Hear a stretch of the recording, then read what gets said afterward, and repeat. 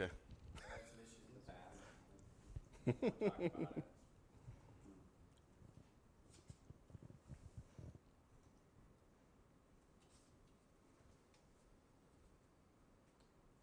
Before I get excited, I had a soul crushing yesterday. I'm sorry. These things happen.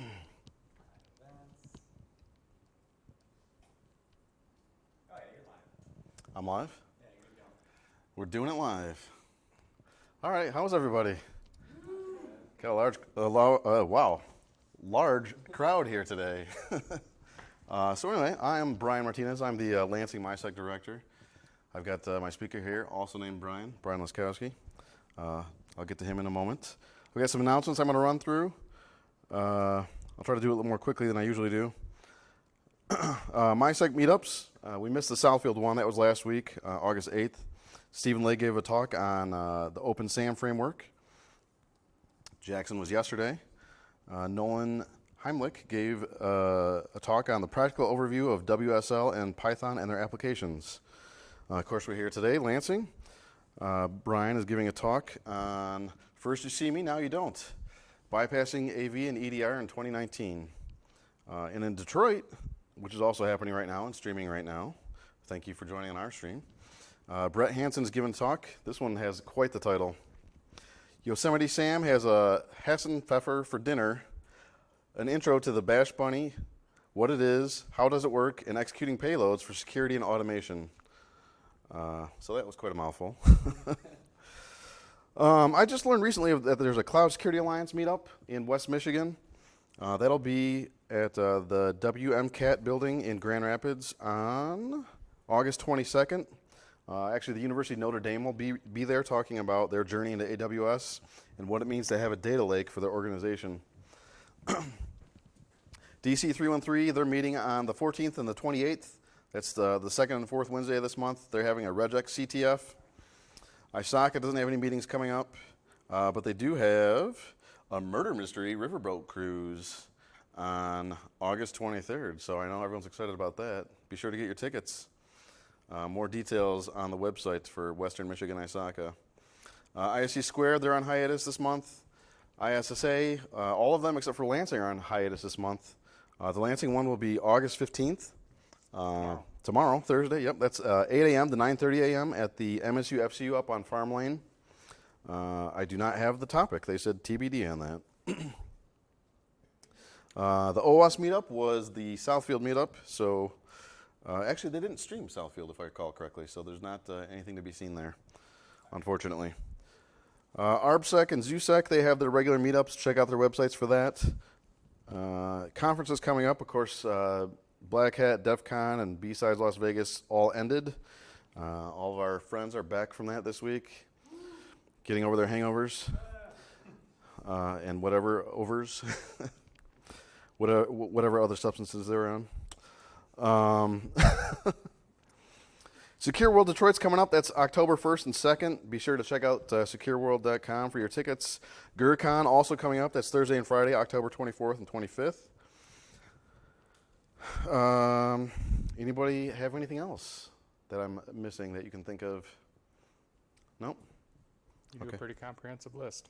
Yeah, thank you. The MySec annual summer barbecue is coming up. That is this Sunday, August 18th. That's at the Kensington Metro Park. If you are interested in going to that, let me know or Kyle know, or if you're on Slack. Is anybody not on Slack in here? You're not on Slack? Do you want to invite to Slack? We'll talk about it later. But if you're interested in the picnic, let me know. That starts at 1 p.m. We need to do an RSVP so that they know how many to expect. If you guys have an idea for a topic for a talk, let me know. If you want to give a talk, let me know that too. We don't need to do an hour-long presentation. We can do a 15-minute presentation, 30 minutes, whatever you got. If you want to do a 2-hour presentation, let me know that. We'll plan for that too. Anybody who is interested in writing about security, we are looking to do blog posts on our MySec website. So if you have an idea there or you've already written something that you want to share to a little wider audience, let me know. We'll get that up on the site. It might not be right away, but we can definitely get it in the rotation. I do want to put a challenge to you guys that are here. This is not in my announcements, but this is something someone mentioned to me once, and I keep forgetting to do this. So I would challenge you to bring someone else to one of these MindSec meetings, someone who doesn't even do security, ideally. Maybe they work IT, maybe they don't, but we want to get as many people involved in security as we can. That's kind of the idea here behind MindSec. The barrier to entry is extremely low here. We don't have a barrier to entry, right? These are free meetups. Show up. Just show up, network, and I can't even tell you how many people I've met in this industry that didn't even start in IT, let alone in security. So that would be my challenge to you guys that are here. Next time you come, bring a friend, whether they do IT, whether they do security, whatever it is they do, bring them along. We like to talk to people. With that said, I'm going to turn it over now to Brian Laskowski. He has a very interesting talk that I'm excited about. Again, first you see me, now you don't. This is about bypassing antivirus and endpoint Detection and response. Thank you. Detection and response in 2019. Thank you. All right. Well, where shall we start? Let's start with a little video.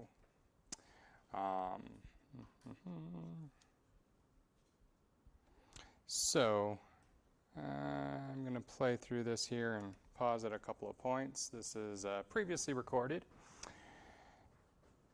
Just a quick little thing here. All right, cool. We have some, I guess, let me back up one quick second there.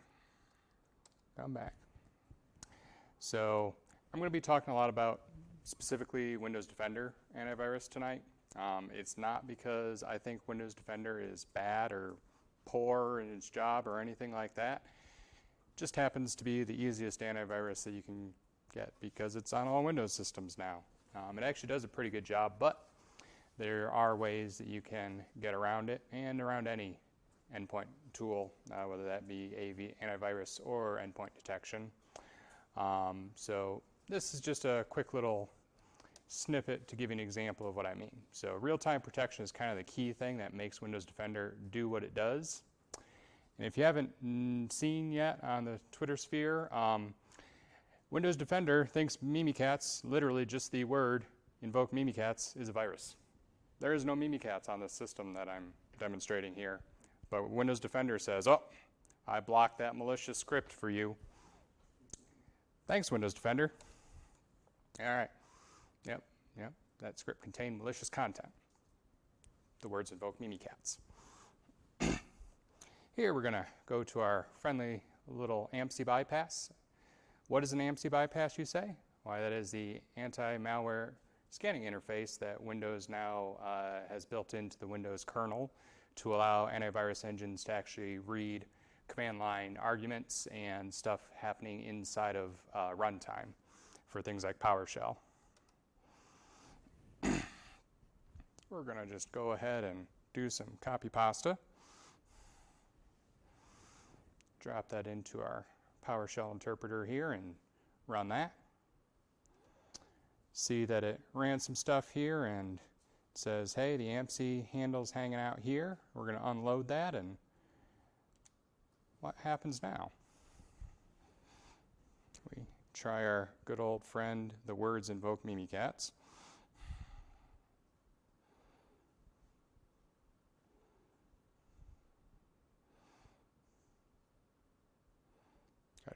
And we still get an error, but a different error.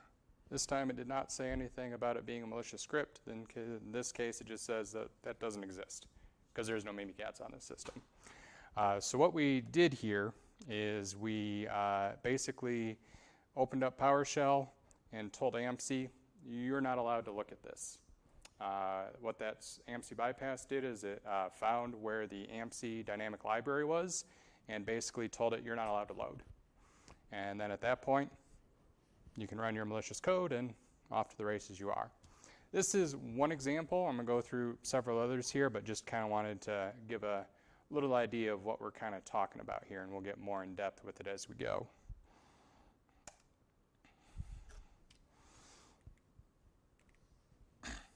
Get my cursor in the right thing. All right. So when it comes to detecting something malicious on a system, There's kind of, if anyone's seen a lot of the threat hunting presentations going around, a lot of them talk about the pyramid of pain for attackers. You know, what's easy to detect on, what's hard to detect on, what takes them, you know, no effort at all to change and then bypass, what's really hard for them to change. I kind of took this concept and applied it to detecting maliciousness as well. So the oldest, most basic form is just simply, is that the file that we know it is, a hash? You know, if I write a malicious program and someone takes a hash of it, they can say, I can detect that one program. Until someone changes any character in the thing, and then it's a new hash. But it is a way to detect. What's a little bit harder?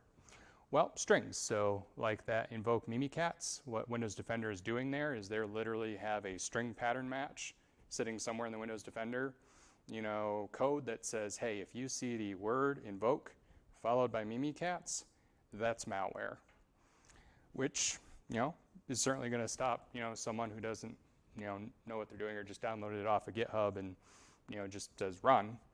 But obviously you can obfuscate a string. So then you kind of step it up a little bit more into something like, oh, patterns. If we can detect the pattern, even if you obfuscate it, you might be able to still pick that same pattern or that same obfuscation technique. Maybe you use invoke obfuscation. Well, invoke obfuscation uses certain patterns that you can write a rule for.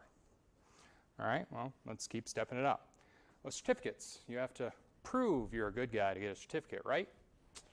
Well, some antivirus kind of leads you to believe that because they will basically not look at, you know, signed binaries and go, oh, yep, they got a certificate. They're good. Until you realize some certificate authorities are a little less than above the board or are really bad at revoking stolen certificates. So let's keep going up our chain here. Oh, AI and machine learning. That's how we'll catch the bad guys. Till you realize AI and machine learning is basically a bunch of if-then statements. It's getting better, and it certainly, you know, will be harder to get past than some of the other options there. But at the same time, I kind of put it in that middle category. What really becomes difficult for an attacker to change is their behaviors and reuse of code. And what I mean by those two things, so code reuse. The people who program malware, they're just like anyone else. They go to Stack Exchange or the dark web version of Stack Exchange and they copy and paste. They write a really good function they really like, and they don't want to rewrite that function, so they just copy and paste it from their previous work into their later work. So if you can find those things that end up being reused again and again, and we're losing some color here, careful with the jiggles. Then that's a way that may... That was my phone vibrating on the table. All right, step away from the table. So if you can find those pieces of code that tend to get reused, either from attacker to attacker or from one attacker's you know, projects over time, that can be a really good way of keeping your detections current because it's hard for them to, you know, craft something truly new. Behaviors as well. So if I'm an attacker and I want to get into your environment, what is my end goal? If I'm talking about a Windows Active Directory environment, it's usually domain admin. So if you can detect how someone goes from compromised user to compromised domain, you can catch them because you kind of have to follow a series of events. You can't just magically like waltz in and say, all right, I own everything. You have to follow a pattern. Now, some of the patterns can change. There are ways that you can do it that's different from one another, but in the end goal, if you can see what that end goal is and identify the paths to that end goal, that's also going to be hard for someone to bypass because they still need to obtain their goal, and if you know how they get that goal, it's hard for them to change that because that's their goal.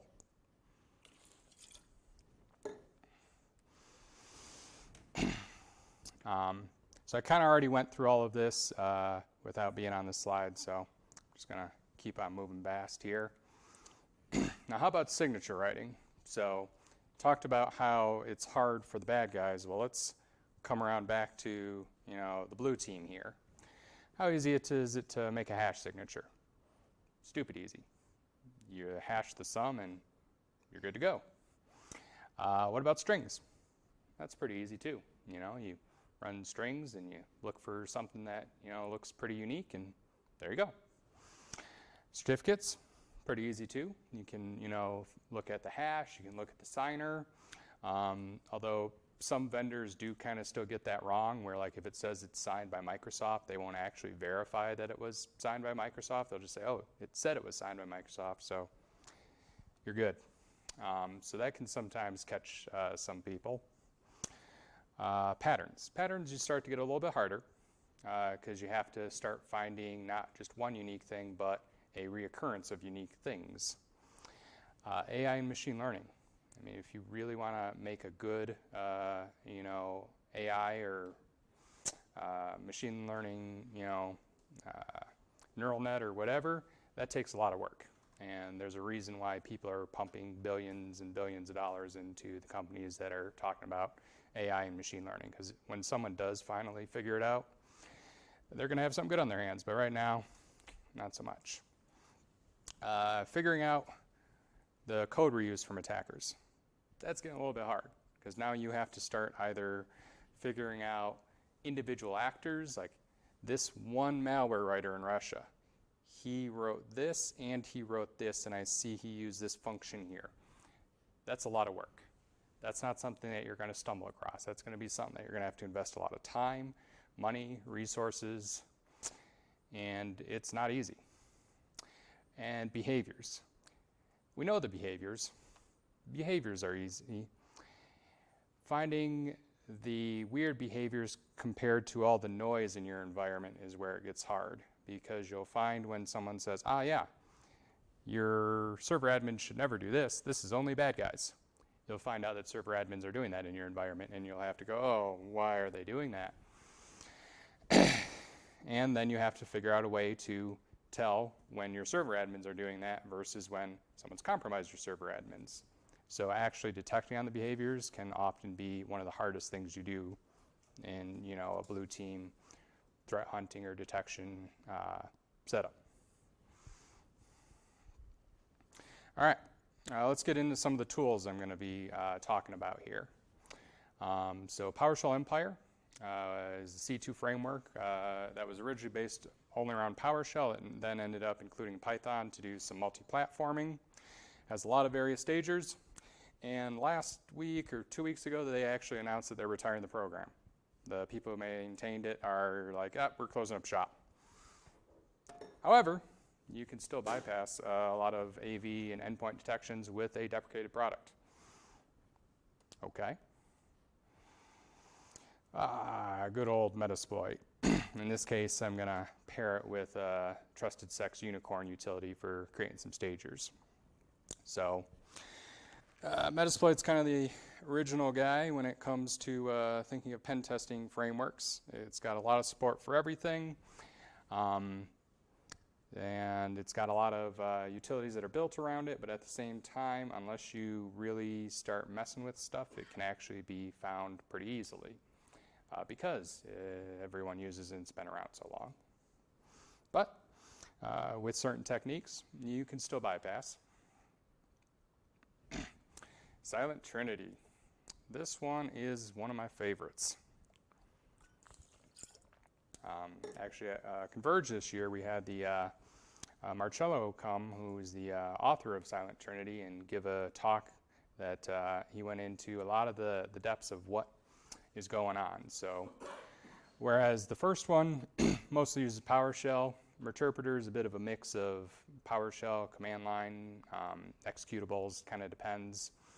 SilentTrinity is aimed at .NET. So we know that AV companies are usually pretty good at detecting malicious executables. They've gotten better at detecting malicious PowerShell. .NET is one of those things that hasn't been explored a lot yet.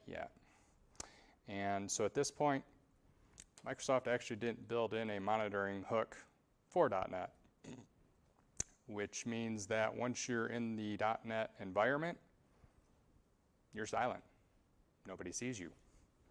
Now, Microsoft is going to be fixing that with, I believe, version 4.8, which is coming out, I'm not quite sure when, but in the near future, which should actually allow for some monitoring inside the .NET runtime. But until then, and until people update, it's an incredibly effective method of getting access to a system. And essentially what happens with his tool is that it hooks into the assembly.load function within .NET.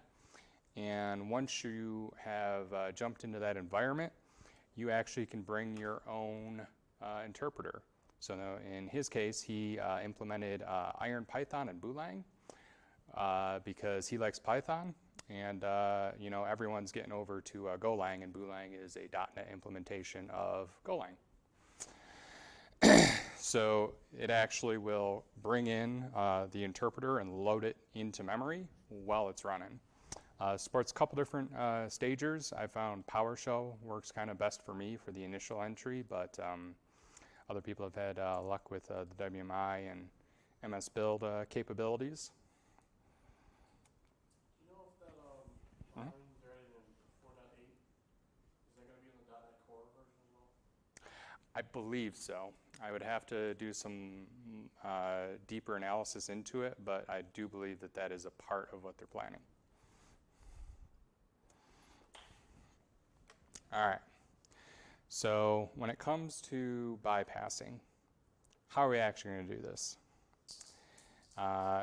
So what we're kind of going to take a look at here when we get into demo time is modifying strings. So if you can find those strings that are being detected and you can change them, that's one technique that will get you somewhere. Dark corners, so that's the stuff like the .NET. So since .NET isn't being monitored, you're free and clear.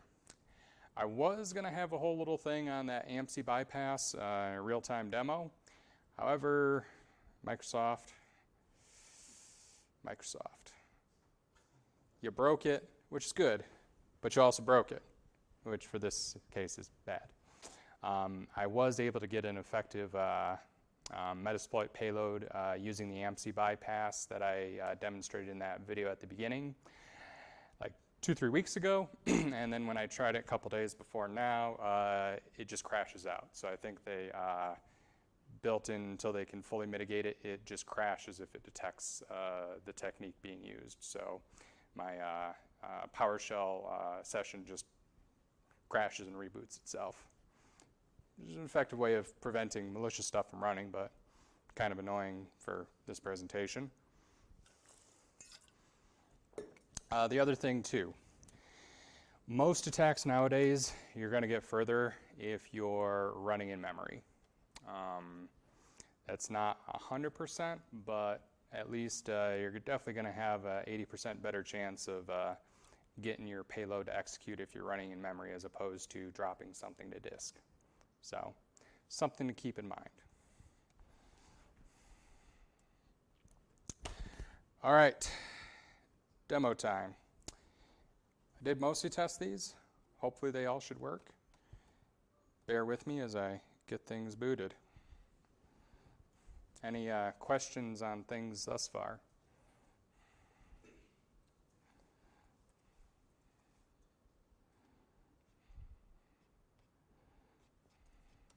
Not a question, but a funny example. Somebody set their host name to invoke-mimikatz. Yes, I did see that today. Wi-Fi network name is another one that I've seen. Yeah, if you want to really mess with some sysadmin's day, start naming stuff on your network, mimikatz.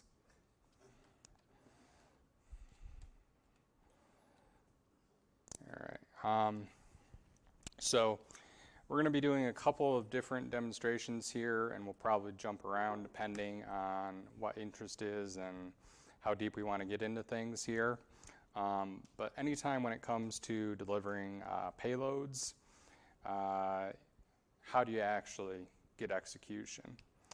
People generally aren't going to like go to your website, click on, you know, PowerShell.txt, copy the PowerShell string and open up a PowerShell window and then paste it in and then hit enter for you. Not likely going to happen. Social engineering, maybe someone really good can get someone to do that, but for the most part, users are going to get freaked out when they see, you know, the website and, you know, a long string of random characters. So let's talk about HTA real quick. So HTA, something that I'm sure someone at one point thought was a great idea. It is not a great idea, not in my mind. It shouldn't be a good idea in your mind either. It allows for you to create your own applications that are HTML, executable HTML. So you can drop in JavaScript via Visual Basic, PowerShell, command, and if someone opens it on their system, it just runs. And so Microsoft whitelisted file type and is run by a Microsoft signed executable, mshta.exe. So it is an awesome way to get your payload to execute with little to no interaction from your end user. We're going to be using that tonight. However, that by itself generally is not enough. So we have also crafted our payloads tonight with the NCC Group's tool called Demiguise, which encrypts your payloads within the HTML with an RC4 encryption algorithm, which makes it even harder for antivirus to find it. Because if you do throw it in there unencrypted or unobfuscated, some antivirus will actually look at the HTA file before it executes and stop it from running if they see something bad. So this just helps up our chances that we do get past that antivirus solution. All right, let's talk about PowerShell Empire to begin with. So PowerShell Empire is over 5 years old now, and as of 2 weeks ago is no longer being maintained. So with something that's been around so long, how do we get by modern antivirus? Well, like was previously said, if you can find the key things that they detect on and change them, you can do so. So as I already bemoaned about AMC bypasses being fixed pretty regularly, Empire has a bunch of built-in AMC bypasses, which are on by default. So if you try and execute, they will see you trying to turn off AMC, and most of them will kill your stager, and your code will not execute. So turn that off. What else? Well, in the actual agent, the function for the agent to actually execute its payload is called invoke Empire. So we change that to invoke any other word in the dictionary or not dictionary. Invoke something else.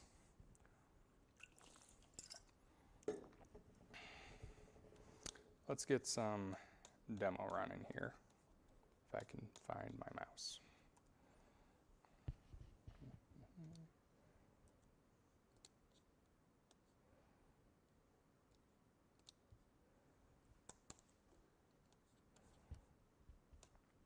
All right.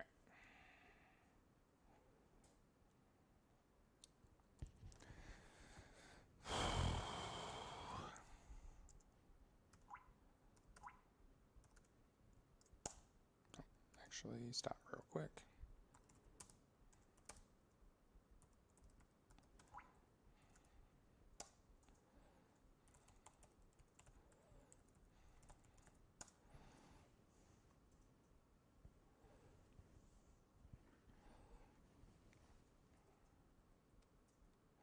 All right, cool.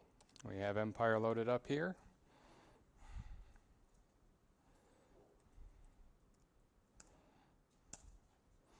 This was our agent from yesterday. Let's get that out of here. Nope, that's not what I wanted to run. That's what we want to run. All right, clean board.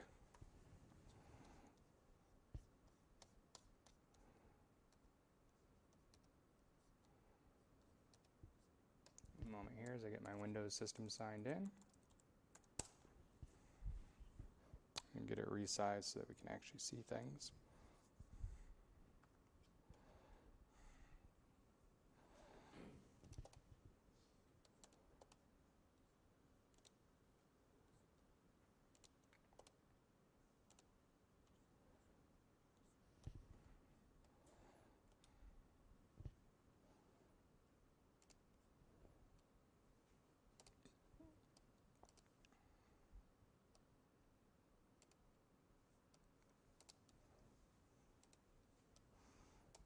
All right, we're gonna go a little bit old school here in the sizing of screens, but hopefully it should work out. All right, here we have a whole bunch of different potentially bad programs. We're gonna go ahead here and try out our emp.html. Hey, says, do we want to run this? I thought we clicked in HTML. Well, this is the HTA. So HTA compiles as HTML, so if you click it in certain browsers, it just asks you, shall we run the thing? Well, real quick, before we try running the thing, let's check our antivirus settings.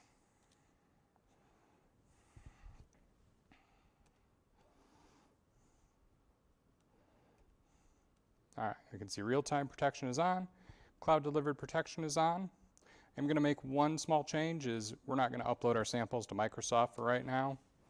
Shouldn't impact detection, but we don't want them throwing off our payloads that we took so much time to create. But we'll leave the other two on.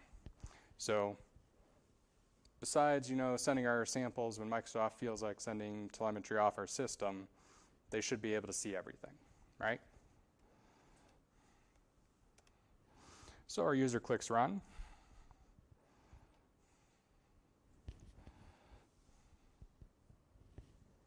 Oh, we can't reach Smart Screen. Well, users click run anyways, who cares? Oh, something's happening in the background. What have we here? Why, Empire is telling us we got shell.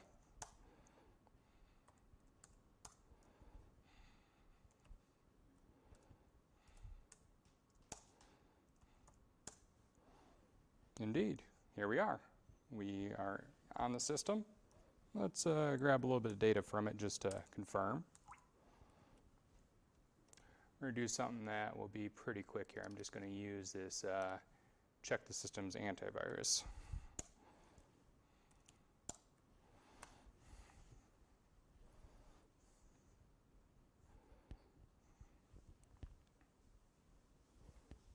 Hey, look, we're running Windows Defender.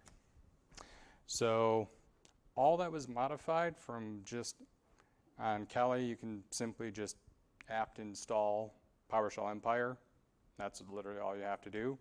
Is you go into two files, you change the invoke Empire to invoke some other random word, and when you create your stagers, you make sure that you turn off the AMC bypasses, which is referred to as safe checks.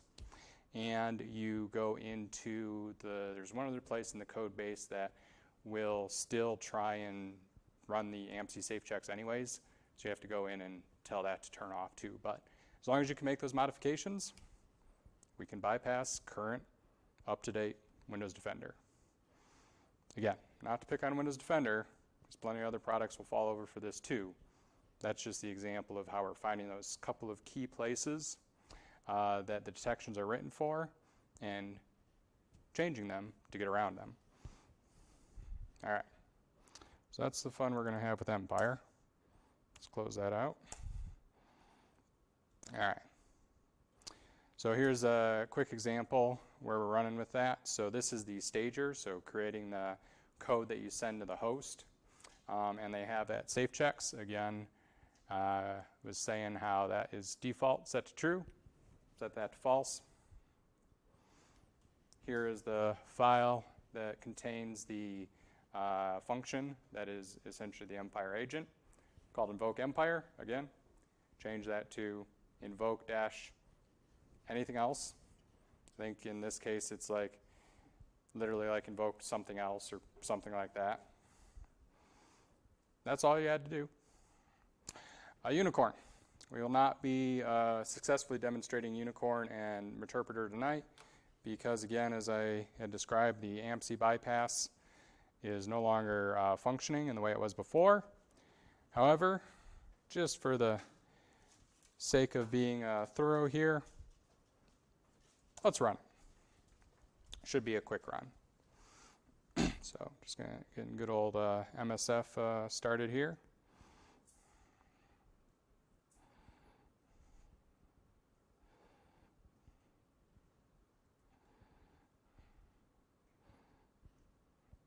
All right, cool. We have our listener running.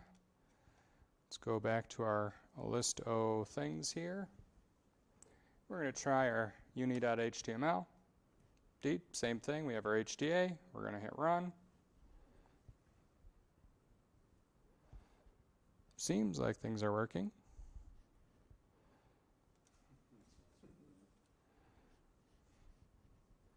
We're sitting here on the red team side, eagerly awaiting our shells. Oh, we have a shell. Oh, we don't have a shell. So again, I think what's happening here is that Windows is essentially seeing that AMC bypass occur, crashing the thread that was running on. So when Meterpreter does start sending its stager from the Meterpreter session back to finish that connection, that's when it's actually picking it up because it's essentially loaded into a new thread at that point.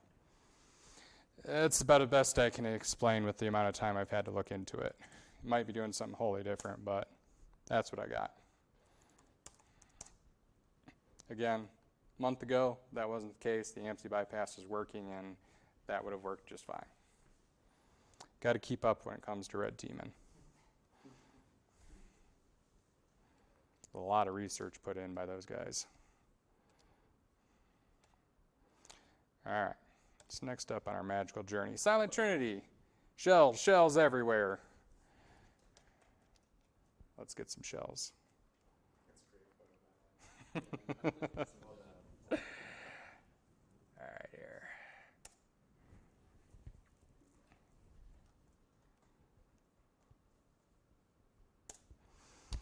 All right, we get our server stood up, and we got to get in.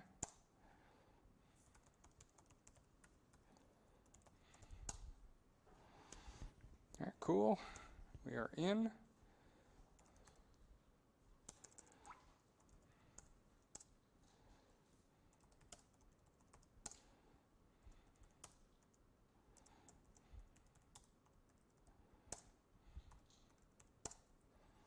All right, SilentTrinity should be good to go now.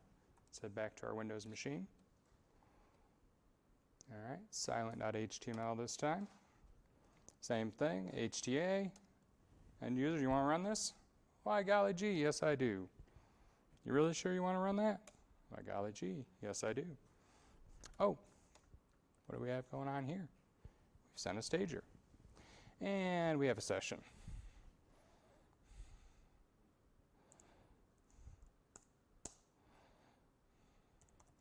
Let's take a look at some of our options here. I'm going to use this nice little Boolean one here. This is a neat little trick which I've only seen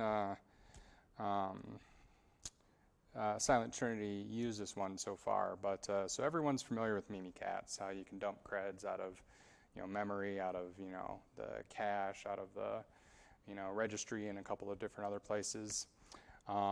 That's great and all, but as we can see with everyone literally tagging Mimikatz as malware nowadays, it can be frustrating to sometimes get it to execute. Internal monologue is a different way of going after creds, where you essentially force the system to authenticate to itself as if it were authenticating across the network. And there are not a lot of things that can detect that occurs. So this one, oh, and by the way, it doesn't require escalated privilege. You do not have to become system or local admin on the box. Also nice.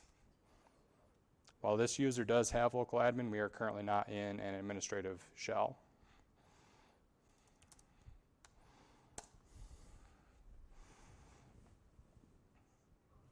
Hey, we got some creds. So what it does is it essentially, again, invokes an NTLM authentication to the system. At the same time, it also downgrades that NTLM authentication to the lowest possible acceptable hash. So that way it's easier to crack. Although technically, since it's an NTLM hash, you can also just replay it across the network now and authenticate without even cracking it too. So yeah, again, we are free to do pretty much what we want as soon as we have the SilentTrinity shell, because there is nothing that can see inside of what we're running in right now. They have the system configured to disable some of that, like lower NTLM hashes. Would it block some of this? Potentially. The other thing I've looked into is creating with your EDR monitoring along those specific registry keys. If you can detect when they change, that would be a great way to detect this activity, because you generally shouldn't see those keys change because you set them to something or they're set as the defaults. So if anything is going in and modifying them, you should be suspicious. But again, most out-of-the-box stuff isn't going to detect that behavior because most of the vendors only want to detect on stuff that's really high fidelity and that they know isn't going to get customers mad at them. Is this one of those they should probably be looking at? Yeah. Is it one they're looking at? No.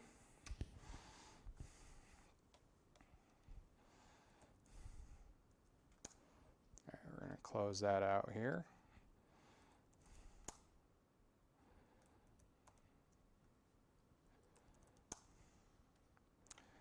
All right, so far we've covered PowerShell Empire.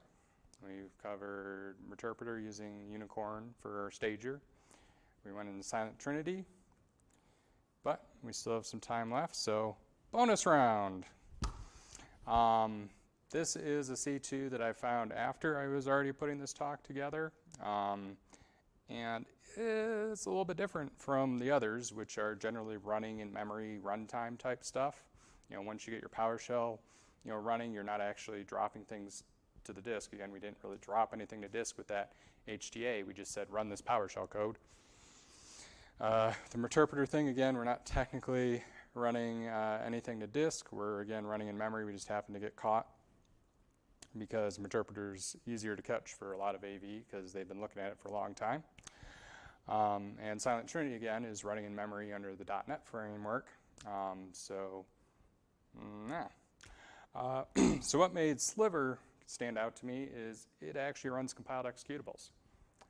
It's actually very effective at bypassing current antivirus. It is written in Golang. You compile your own executables. I do not know what they are doing to obfuscate it. It is dark magic to me. Whereas like if you run MSF Venom and you tell it to spit you out an executable, nowadays that generally takes on most systems less than 30 seconds to compile that executable for you using MSF Venom for Meterpreter. Theirs take over 15 minutes to compile one executable. So whatever they're doing, they are really pulling some CPU cycles. How large is that payload? A couple megabytes. Not that big, no. Nothing that would be flagged for like a super large payload. So let's see here. Let's get our Sliver server stood up here.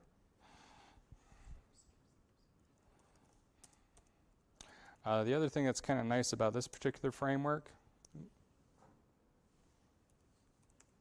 get my commands between the different ones messed up, is it offers fallback. So whereas the others, you usually have to tell, hey, I want to use HTTPS, or I want to use HTTP, or I want to use DNS, or I want to use some other weird-ass protocol. Sliver, you can actually have your payload try one, and if it can't reach out across the network, it'll try a different one. And if it can't reach out across the network, it'll try a different one.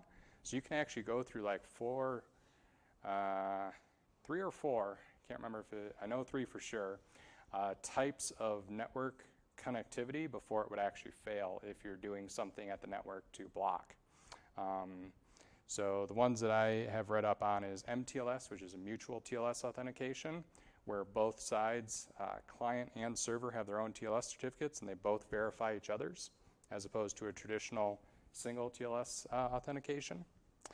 HTTPS, oh, that's where it's for, and HTTP, and DNS. So you could set up all of those where it tries one, then the next, and the next, and the next. And I've actually seen it where I've been on a network where it blocked the first MTLS, but then HTTP worked.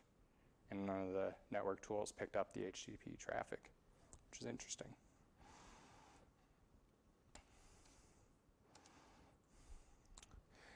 All right, so like all of our others, let's try our sliver.html here.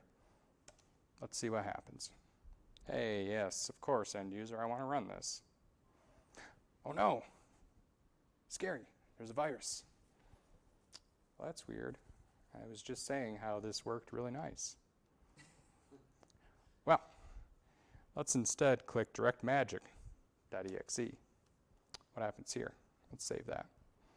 Yeah, 7.8 megs.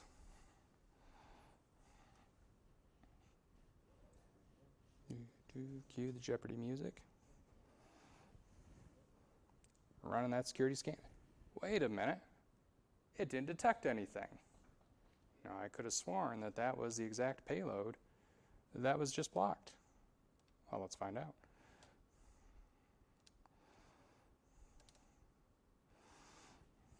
Your social engineered end user says, hey, just click our direct magic and get all the free iTunes gift cards you want, or something like that.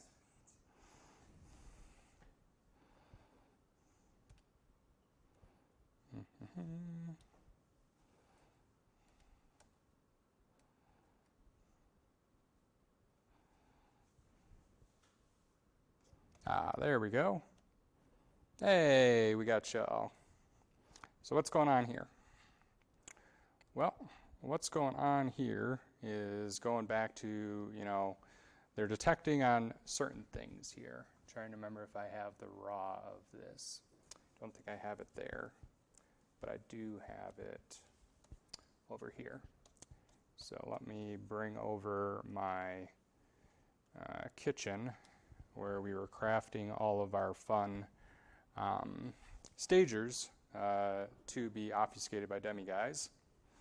So what you can see is a lot of these here have PowerShell, new object, yada yada, invoke web request, go get that thing, and then invoke expression, which means run that thing. That's mainly when you're talking about PowerShell and script execution. Well, with our .exe here, we have to do something a little bit different. So we still are initially using PowerShell in that HTA file. This time we're telling it to download file, go out and get that thing, name it this thing, and then start that thing. So in this case, because we can run the executable if we download it just through the browser and then run it, we know that Windows Defender is not actually looking at that executable and saying that executable is bad. What they are doing is looking at the way that it was downloaded and saying, that matches something that we think is malicious. So it's actually detecting on the way that it's being downloaded and then blocking it, as opposed to looking at the actual executable itself. So that's how we were able to still run the malicious payload. We just had to get it a different way. And of course, we got to make sure we got good connection, right?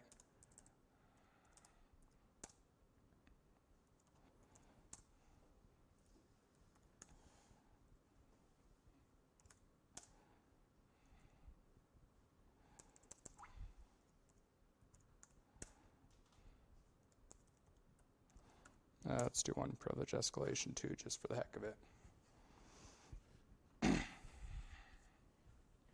Will we be detected? Tune in next time. Hey.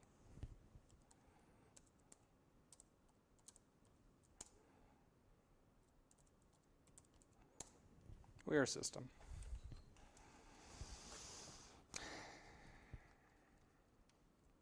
So yeah, that is the long and short of it. Looks like well timed. The demos actually worked mostly as intended, and now it's time for questions if anyone has some, or if you want to share your thoughts. Emotional outbursts are welcome too. I just want to play with all those now. Oh yes, they are quite fun to play with. It takes time. Definitely, you got to put a little bit of work in to get it running. But once you kind of have your tool chain built, it's incredibly easy. So it goes back to the defender's side. Well, can you figure out how to break that tool chain? Like, every time there I used the HTA, ran something in PowerShell, and then, started network connectivity. So can you, at some point in that chain, break that? That's going to be hard for me to replace because now I got to go retool again. Maybe now you can detect demiguise.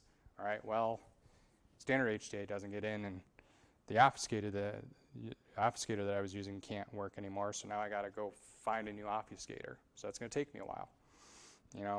Can you detect the, what's strange PowerShell in your environment?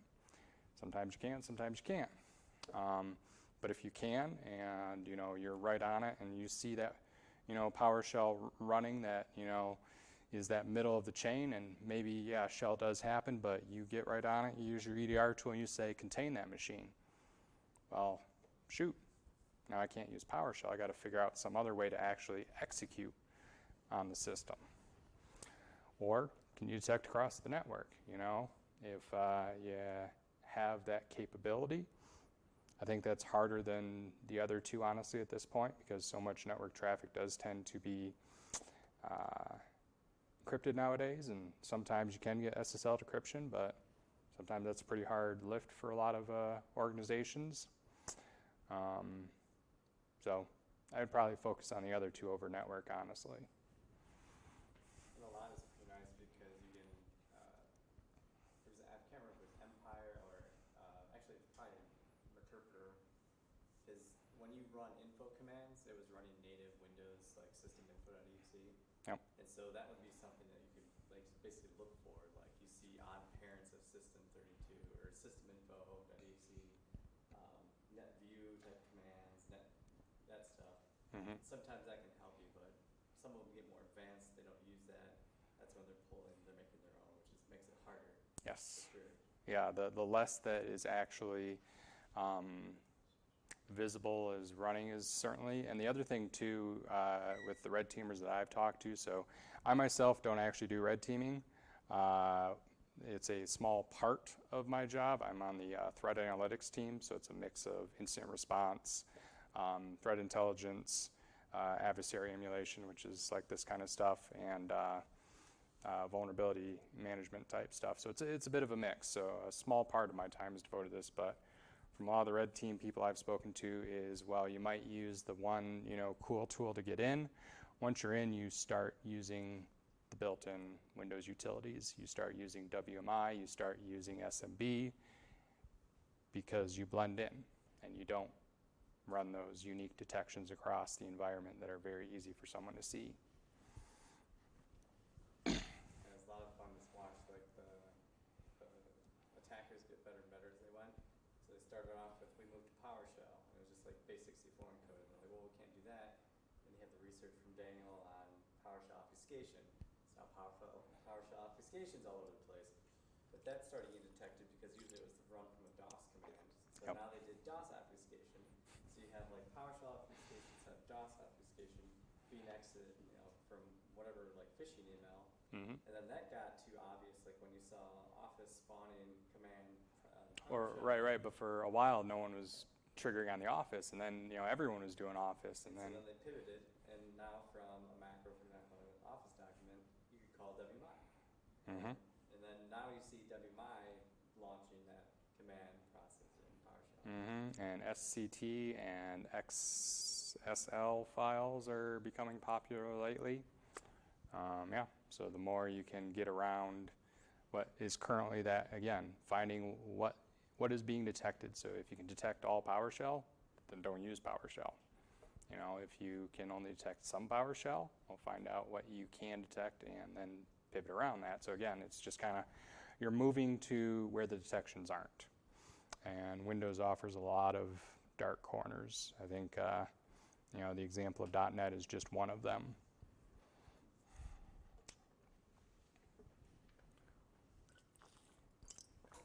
Other thoughts, questions? Wrap it up. All right, well, thank you, Brian, for that talk. I thought it was pretty cool. I missed a couple minutes of it, unfortunately, because I had to step out, but I really appreciate you doing this. Thank you guys for showing up. I do want to mention, I forgot to thank Tech Systems for providing the pizza tonight. Breadsticks, too. That was nice. That's something they do for us every month, and it's not always cottage in, but sometimes other choices, too. We're going to meet afterwards if you guys are interested. To be determined where exactly, but we'll have this conversation off of the stream. And that's it. Thank you guys for coming out. Till next time. Till next time.